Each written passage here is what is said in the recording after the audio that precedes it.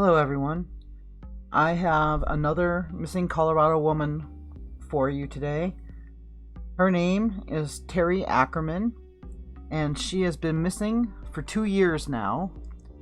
Her daughter Amber is a 911 operator here in Colorado, and she is trying hard to find her mom. She's been on TV. She's done pretty much everything she can. She's got a Facebook. She contacted Web Sleuths. All of Terri Ackerman's family want to find her. She is 58 years old now. She was 56 when she went missing. Terri Ackerman was reported missing on Friday, August 24th by her husband of 7 years, Dale Ackerman. Now, there are a lot of strange things in this case. Terri was a devoted grandma, and on the 23rd of August, the day before she went missing, she had been at her daughter's house. She always went there to babysit her granddaughters.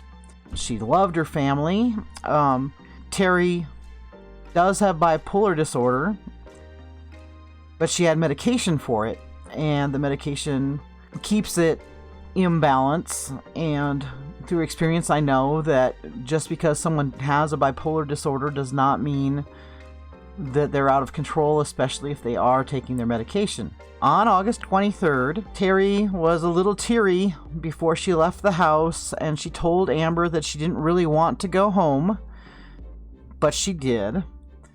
And she had plans to come back the next day to babysit. But then, after she was home, Terri called Amber on the phone, and Terri was crying, and she said, "I can't watch the kids tomorrow." And it was a pretty short conversation. Amber couldn't figure out what was wrong with her mom, but that was the last time she ever heard from her. The next morning, unannounced, Terri's husband arrived at Amber's house and said that he was there to babysit. And Amber said that he was told that she and her husband had made arrangements, and that they weren't going to need a sitter, because after her mom had said she couldn't babysit, they made arrangements. But she says that oddly, Dale stayed at their house until around 1:30. And then that night, he called Amber and said that her mother was missing, and that he had filed a police report. And that's odd, because I went looking at earlier stories about the case, and apparently in the beginning, the husband's story was that he left for work in the morning, and when he went to work, his wife was at home, and that he got back around 2:30, and his wife was gone, but her keys, wallet, and phone were all at home. And in the 2 years since Terri went missing, Amber has found more that seems suspicious in all of this. And one of the things was that when the bloodhounds went there, they weren't able to pick up her mom's trail anywhere in the street near her house. But she also noticed that Dale's truck wasn't there. It was over at a shop owned by his son, getting dents removed. But then when she saw the truck a few days after that, the dents were still there. And when she went into the house, and she realized that the new packs of cigarettes that her mom had bought were still at the house, as well as those other important things that she didn't think her mom would leave without. And she is quite certain that her mom would never just take off without informing the rest of the family, or at least her.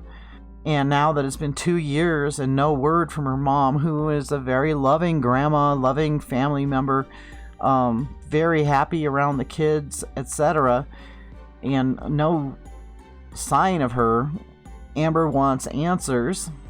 And she does have her suspicions, but she doesn't want to come right out and accuse anyone.